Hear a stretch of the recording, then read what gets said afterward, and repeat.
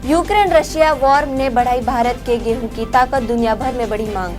चीन के बाद भारत गेहूं का सबसे बड़ा उत्पादक है। साल 2022-23 वर्ष में विश्व बाजार में 12 मिलियन टन निर्यात करने की क्षमता रखता है। ब्लूमबर्ग सर्वे में जो व्यापारियों के 5 अनुमानों के औसत के मुताबिक रिकॉर्ड पर सबसे अधिक है। अमेरिकी कृषि विभाग के आंकड़ों से पता चलता है कि 2021-22 में 8.5 मिलियन टन के शिपमेंट की तुलना में ये सर्वाधिक है। बदल जाएगी दिल्ली पुलिस की दशकों पुरानी वर्दी, एनआईएफटी कर रही तैयारी। दशकों से चली आ रही दिल्ली पुलिस की वर्दी में बड़े बदलाव होने जा रहे हैं। इसके लिए दिल्ली पुलिस ने national institute of fashion designing के साथ करार किया है। एनआईएफटी को इसे लेकर वर्दी तैयार करने को कहा गया है, जो पुलिसकर्मियों के लिए आरामदायक हो। इसमें कपड़े से लेकर डिजाइन एवं वर्दी के साथ लगने वाली टोपी, बेल्ट आदि में भी बदलाव किया जा सकता है। फिलहाल इसे लेकर एनआईएफटी द्वारा पुलिसकर्मियों से फीडबैक लिया जा रहा है। ट्रेन में सफर के दौरान सामान हो गया चोरी तो नहीं हो परेशान, रेलवे देगा मुआवजा। रेलवे स्टेशन या ट्रेन में सामान चोरी होने की स्थिति में सुप्रीम कोर्ट ने आदेश जारी करते हुए बताया कि अगर किसी यात्री का सामान यात्रा के दौरान चोरी हो जाता है तो यह रेलवे पुलिस थाने में रेलवे पुलिस फोर्स के पास इसकी शिकायत दर्ज कर सकता है। वहां यात्री को एक फॉर्म फिल करना होगा। अगर इस फॉर्म को फिल करने के और शिकायत दर्ज करने के बाद भी अगर आपकी सुनवाई नहीं होती है और आपको आपका सामान नहीं मिलता है तो ऐसी स्थिति में आप मुआवजे के हकदार होंगे।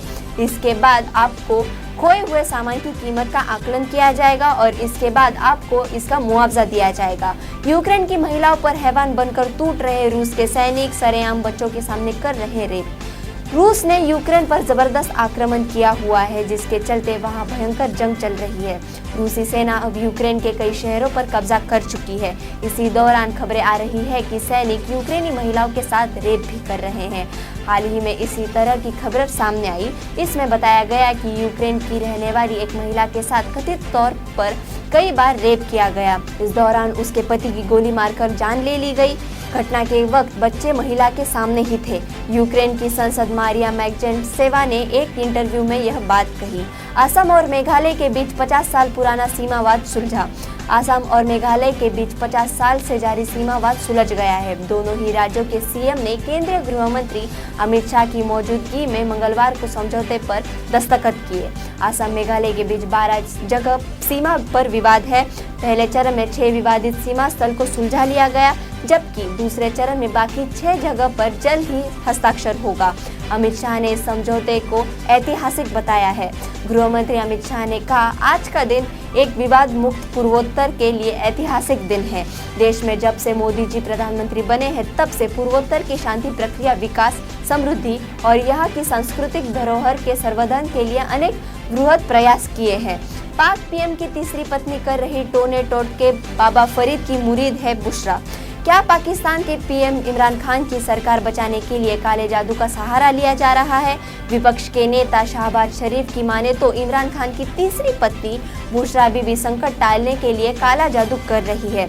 जिंदा मुर्गे जलाए जा रहे हैं। पाकिस्तान में यह भी चर्चा है कि बुशरा के पास 2 जिन है जिनके दम पर वह सरकार बचा सकती है। भारतीय वायु सेना की बढ़ेगी ताकत। इस अमेरिकी हथियार से इक्विप हुआ तेजस लड़ाकू विमान दुश्मन पर लगाएंगे सटीक निशाना। स्वदेशी LCA तेजस लड़ाकू विमान की क्षमताओं को और मजबूत करने की दिशा में भारतीय वायु सेना ने एक और कदम उठाया है।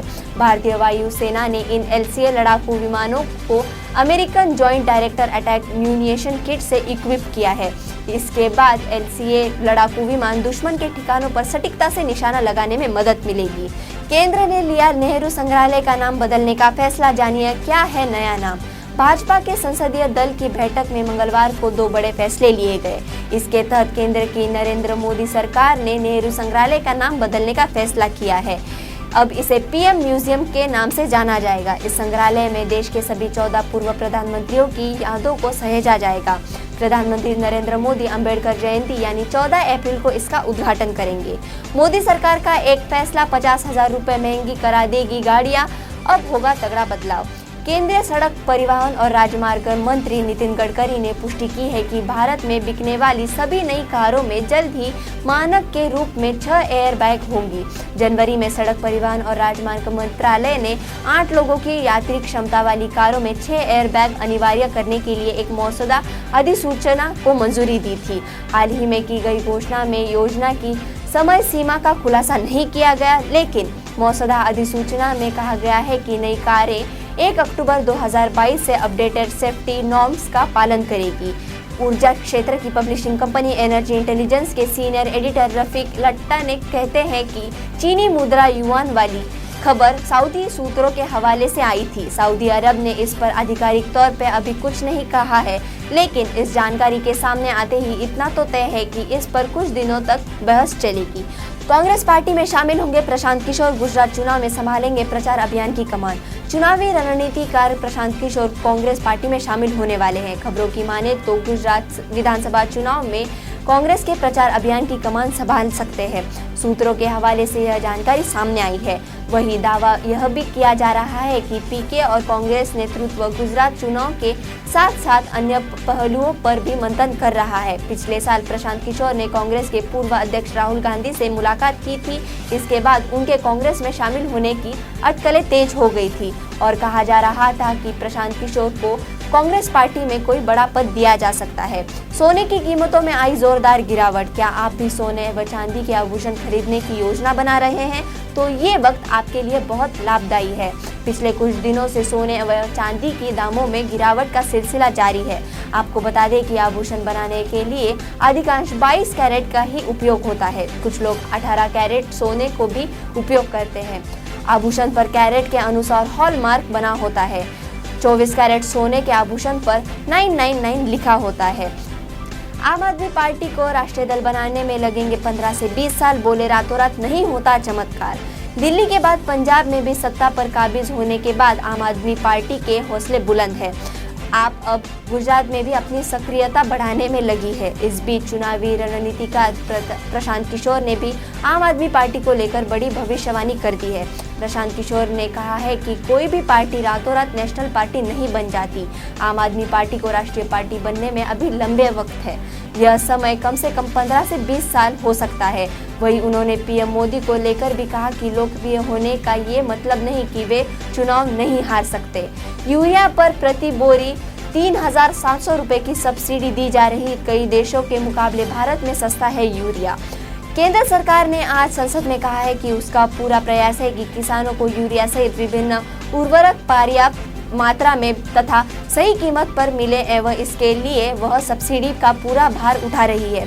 रसायन एवं उर्वरक मंत्री मनसुख मांडविया ने राज्यसभा में प्रश्नकाल के दौरान पूर्वक सवालों का जवाब में यह जानकारी दी। उन्होंने कहा कि भारत में यूरिया की कुल खपत 325 लाख मीट्रिक टन, जबकि वहां घरेलू उत्पादक 250 लाख टन है और शेष 75 लाख मीट्रिक टन विदेशों से मंगाया जाता है। भारत देश पर कोई महाशक्ति करे हमला तो इन मिसाइलों के आगे घुटने टेक देगा दुश्मन। भारत देश शक्तिशाली दुश्मनों के सामने सक्षम है। आपको जानकारी दे दे कि भारत के पास ऐसे हथियार है जिसकी सारी दुनिया में चर्चा हो रही है। भारत देश कभी लाचार और बेबस महसूस नहीं करेगा। ऐसे हालातों में निपटने के लिए भारत के पास मिसाइलें हैं जो छोटी और मध्यम दूरी की मिसाइलों की काफ़ी मजबूत खेप कर सकती है। आरआरआर की रफ्तार में उड़ा box office, the Kashmir files का तोड़ा रिकॉर्ड। 550 करोड़ के बजट से बनी फिल्म आरआरआर ने ऐसी रफ्तार पकड़ी कि लगता है कि मानो वो कमाई के मामले में कुछ अलग ही करने की ठान चुकी है। आरआरआर न केवल हिंदी बल्कि साउथ के सभी भाषा में और साथ ही विदेशों में भी जमकर पैसा छाप रही है। बता दें कि फिल्म ने रिलीज के पहले ही दिन धूम मचाकर रख दी थी। दूसरे दिन यानी शनिवार को भी फिल्म ने छप्पड़ फाड़ कमाई की। वहीं तीसरे दिन यानी संडे को भी रामचरण और जूनियर एनटीआर की फिल्म ने जबरदस्त उछाल देखा गया। गर्मी के साथ साथ तापमान में भी बढ़ोतरी हो रही है। यही कारण है कि भारतीय मौसम विज्ञान विभाग ने 30 मार्च से 1 अप्रैल के दौरान हीट वेव की संभावना जताई है। मौसम विभाग के अनुसार आने वाले कुछ दिनों तक मौसम शुष्क रहेगा और तेज धूप निकलेगी। ज्यादातर शहरों में मध्यम या संतोषजनक श्रेणी में दर्ज हो रहा है। भारत चीन एक दूसरे से प्रतिद्वंदित नहीं बल्कि सहयोगी। चीनी विदेश मंत्री बोले नहीं है एक दूसरे के लिए खतरा। चीनी विदेश मंत्री यांग यी ने अपने भारत यात्रा के बाद बयान दिया है। मंत्री यांग यी ने कहा कि भारत यात्रा के दौरान उन्होंने अनुभव किया कि भारत और चीन दोनों एक दूसरे के लिए खतरा नहीं है। उन्होंने कहा कि यात्रा के दौरान हमने अनुभव किया कि दोनों देश शांति बनाए रखने की अपनी पूर्व संहिता पर सहमत। उन्होंने कहा कि दोनों देश अपने मतभेदों को आपसी सहमति के आधार पर सुलझाएंगे। ऐसे ही समाचार और देश विदेश की खबरों को सुनने के लिए हमारे आस्था magazine.news को लाइक करें, शेयर करें और सब्सक्राइब करें। धन्यवाद।